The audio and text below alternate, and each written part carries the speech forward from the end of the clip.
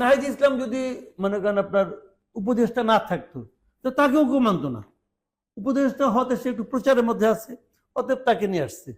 এখন তার যে নেতা আক্তার হলো তার নেতা, এখন আক্তার সাহেব সেক্রেটারি বানাচ্ছে, মানে শিষ্য হয়ে গেছে আহ্বায়ক, আর তার গুরু হয়ে যাচ্ছে সেক্রেটারি। তো হোক, সমস্যা নাই। এখন ছাত্র শক্তি ভাই, এই আন্দোলনের আগে ছাত্র শক্তির নাম কয়জনে জানতো? কয়জনে জানতো? খুব বেশি না। ঢাকা শহর, ঢাকা ইউনিভার্সিটি থেকে তারা সব নিয়ে নিবে। এটা বাম সংগঠনগুলি মানবে কেন? এটা শিবিরই বা মানবে কেন? আবার দেখেন শিবির, ওই শিবির, তুমি সাবেক শিবিরের নেতা, তো তুমি জামাতে যাও, তুমি এখানে আসতেছো কেন? তার মানে তারা যাচ্ছে এটাকে আমি আমার দলের বি টিম বানাবো। এই যে ক্যারিকেচার না, এগুলি ভাই চলতে থাকবে। এখন আপনি আমাকে বলবেন এই দলের সম্ভাবনা কত?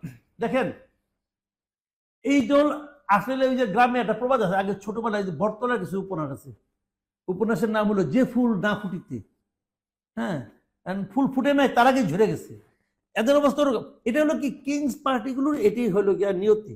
বাংলাদেশে যারা কিংস পার্টি বলতে আমরা যা বুঝাই, অনেকে বলে না কিংস পার্টি তো বিএনপি, কিংস পার্টি জাতীয় পার্টি। হ্যাঁ, ওগুলিও কিংস পার্টি, ওগুলিও কিংস পার্টি। কিন্তু ওগুলি যখন পার্টি ছিল তখন কিং নিজে ওই পার্টির নেতৃত্বে ছিল। এখানে কিন্তু কিং নিজের পার্টির নেতৃত্বে নাই, এখানে কিং এর অনুগ্রহে পার্টিটা হচ্ছে। যখন কিং এর অনুগ্রহে পার্টি হয় তখন তার ভবিতব্য এরকমই হয়। যদি এই ঝামেলাটা না হতো, মনে করেন একদম আমি হাইপোথেটিক্যালি ধরেন যে এখানে নেতৃত্ব নিয়ে কোনো আপত্তি নাই, সবাই মিলে একজনকে নেতা বানাইলো, তাহলে তো এই আলোচনাগুলো আসতো না। তাহলে একটা ভালো পার্টি হইতো। সেই পার্টিও ইলেকশন হইলে পরে 10টা সিট পাইতো কিনা আমার সন্দেহ আছে। ভাই, বাংলাদেশে ভোটের রাজনীতি বড় জটিল, বড় জটিল।